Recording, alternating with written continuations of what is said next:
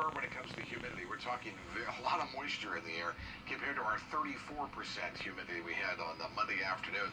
Still, a radar loop certainly showing lots of clouds and some scattered showers.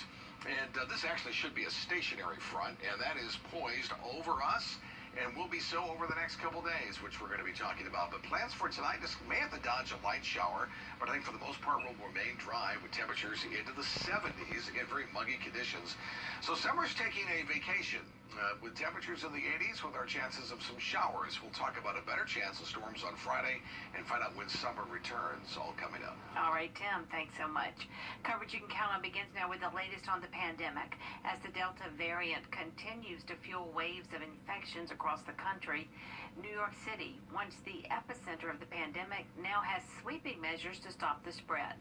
Later this month, the city will require proof of vaccination for anyone who wants to dine indoors, go to a performance, or work out in a gym.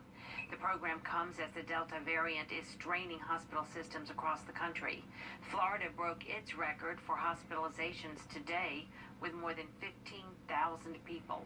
Governor Ron DeSantis doubled down on his stance against shutdowns and mask mandates. We're not shutting down.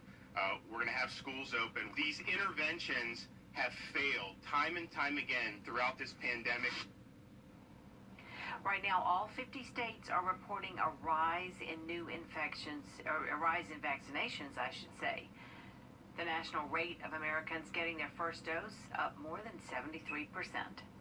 70% of American adults have gotten at least one dose of the vaccine, and the vaccination rates here in the CSRA are rising as well. But doctors say they're still too low. Here's Chloe Salsameda. Testing sites are getting busier as COVID-19 spreads throughout the community again. But so are vaccination clinics, which is a good sign in the fight against the Delta variant.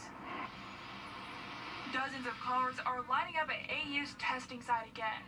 It started getting busy in mid-July. They went from testing 60 people a day to 160. In the past week, we've increased to our max capacity right now.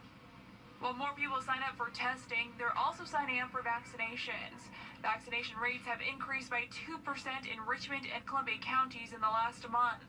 But Dr. Joshua Wjbf says it's not happening fast enough. What we know is that vaccinations are ultimately leading to a 25-fold decrease in hospitalizations or deaths if you're vaccinated. If you're unvaccinated, your risk goes up 25 times of severe disease or death. Hospitals are quickly filling up with unvaccinated patients. Wjbf worries more people are at risk because they don't trust the science. The number one reason people are giving as their reason to not get the vaccine is the side effects that are known that occur for the 24 to 48 hours. We have to continue to have those open discussions to help people overcome their hesitancies, help them get the facts so we can decrease that number from 60% that's unvaccinated to a much lower number to protect all of us. University Hospital is hosting a vaccination clinic on Wednesday. AU is hosting one on Thursday. We have all the information on how you can sign up for that on our website at Wjbf.com. In Augusta, Chloe Salsameda, WJBF, News Channel 6. The director of East Central Health